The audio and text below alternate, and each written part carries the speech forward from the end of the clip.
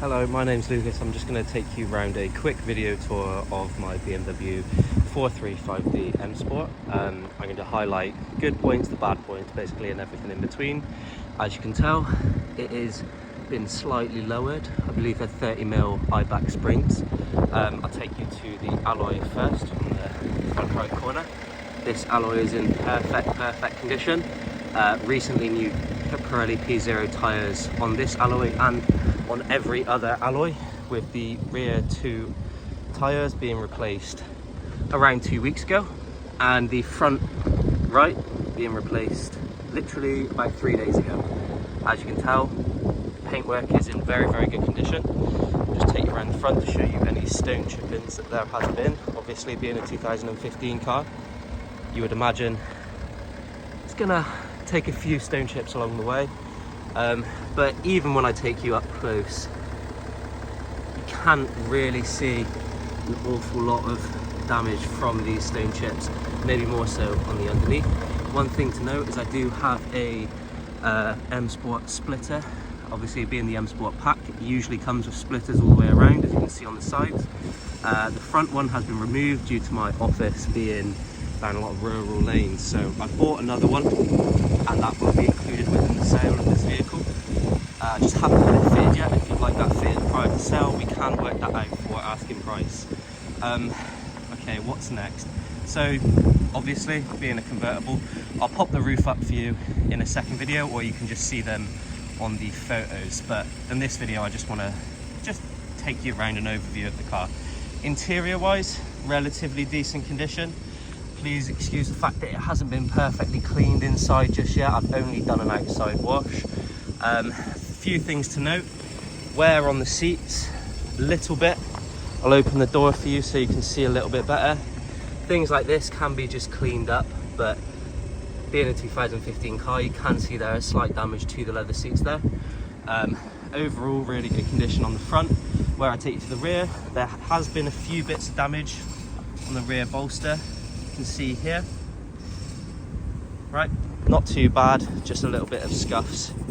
I want to be completely transparent in this video, so everything that you essentially, I want you to know what's wrong with the car before you buy it. A few scratches on here. I think I could potentially get a few of those out with a proper interior detail. In terms of the actual quality of the leather in the back seats, not too bad. There's a few little scuffs here. This can easily come out. I've got some leather cleaner I can get that out with. Like I said, haven't given a proper clean on the interior just yet. One thing to note, I do have one spare alloy as well. I've actually got that in the boot currently. But yeah, I'll take you around the car. Modification wise, I'll just list them off briefly. Oh yeah, one more thing to note. This rear left alloy does have a fair bit of curbing around the outside. Never let your mum drive your car. I will get this sorted for you if asking price is met. If not, I can give a little black paint over the sides just so it's less noticeable for yourselves. Right, pretty sure that's everything bad about this car. Now I guess the good bits. Being a 435D, it's very punchy. I'm assuming if you're looking at this car, you know an awful lot about it already, and I don't need to go into too much detail. One engine modification that's been done is a stage 1 race chip tune, bringing the brake horsepower from round about 315, 316 to 340, 350. Has not been dynoed, but that is just based on quoted stats.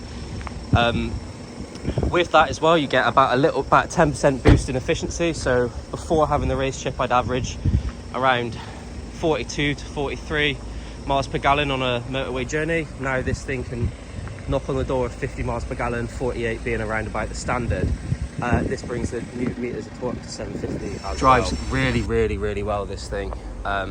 Yeah, I've got nothing really too bad to say about it. The only reason for sale, and I'm sure you'll probably want to know this, the only reason for sale is because I've just bought a company van, so no longer have the requirements for a diesel car. As I'm into my fast cars, I can get a little bit crazy with the next purchase, so I'm probably going to be going for an M4. Reason being, love this car so much. The only thing that I could ask for personally was just a little bit more sound from the exhaust and a little bit more speed, but This car is beautiful. On the basis of speed, hasn't been ragged. It's essentially just been a workhorse for me for the past 2 years, getting me from A to B. Do a lot of motorway miles. Other than that, it's just driven to my office and back every day, which is about 11-mile journey there, 11-mile journey back. I've owned the car since 35,000 miles. It's now on 76,000 miles. And yeah, it's never skipped a beat. Regularly serviced every year, full service history. Part BMW, part private. If you have any more questions, please don't hesitate to give me a shout if you've made it all the way through this video.